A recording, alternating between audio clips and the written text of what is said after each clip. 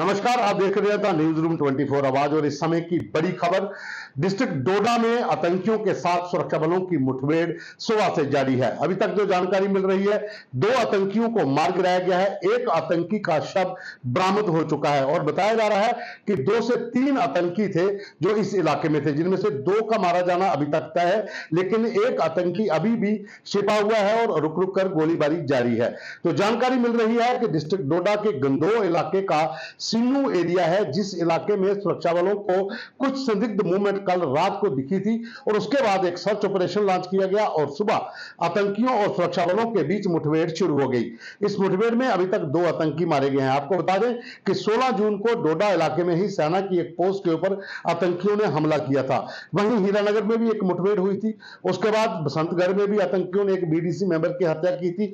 तब से लगातार ये कयास लगाए जा रहे थे कि सीमा पार से घुसपैठ करके आए आतंकियों का एक दल जिला कठुआ से होते हुए डोडा किश्तवाड़ में पहुंचा है और वहां पर फिर से आतंकवाद को रिवाइव करने के लिए आतंकी इकट्ठा हो रहे हैं।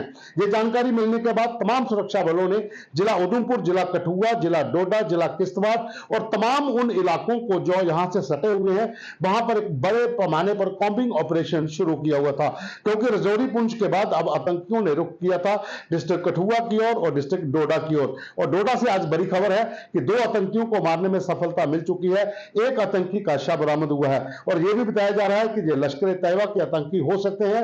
और ऐसा भी माना जा रहा है कि इस इलाके में हिजबुल मुजाहिदीन और जैश ए मोहम्मद के आतंकी भी पूरे ग्रुप के साथ यहां मूवमेंट उनकी देखी गई थी।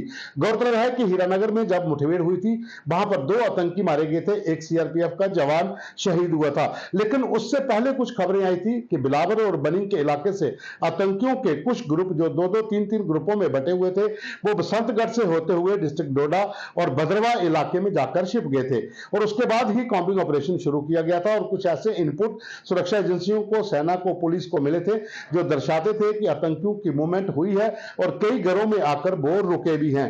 और गौरतलब है कि हीरानगर में मुठभेड़ होने के बाद तभी से सुरक्षा बलों ने तमाम जो पहाड़ी इलाका है वहां पर एक बड़े पैमाने पर ऑपरेशन लॉन्च किया था, जिसमें आज सफलता मिली है।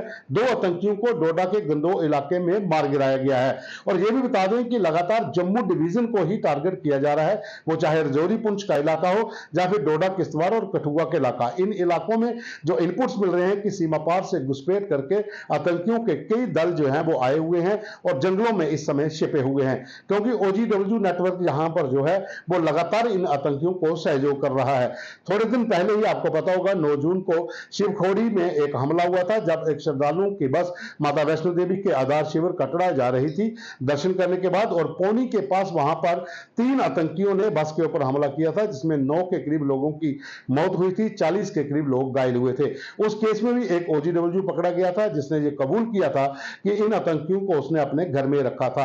तो जाहिर सी बात है कि बिना स्लीपर सेल, बिना OGW के ये आतंकी इन जंगली पहाड़ी इलाकों में ज्यादा देर शिफ्ट नहीं सकते और वहां पर उनको शेल्टर मिल रहा है, जिसकी वजह से ये मूवमेंट आगे कर रहे हैं। क्योंकि हाईवे को पास करते हैं, जब जम्मू पठानकोट नेशनल हाईवे को सीमा पार से घुसपैठ करने के बाद पार करते हैं, तो नदी नालों के और जंगलों के रास्तों से ये लोग डोडा किश्तवाड़, भद्रवा, बनी, बसोली, मल्हार और या फिर बिलावर के इलाके से होते हुए उस इलाके में पहुंच जाते हैं, जहां पर ये अपना नेटवर्क फिर से स्थापित कर रहे हैं। और एक सफलता आज पुलिस को, सुरक्षा बलों को मिली है और मुठभेड़ वहां पर अभी भी जारी है। भारतीय सेना, जम्मू कश्मीर पुलिस, जो डोडा की पुलिस है और साथ में पैरामिलिट्री फोर्सेस के जवान मुठभेड़ स्थल पर हैं और लगातार वहां पर गोलीबारी चल रही है।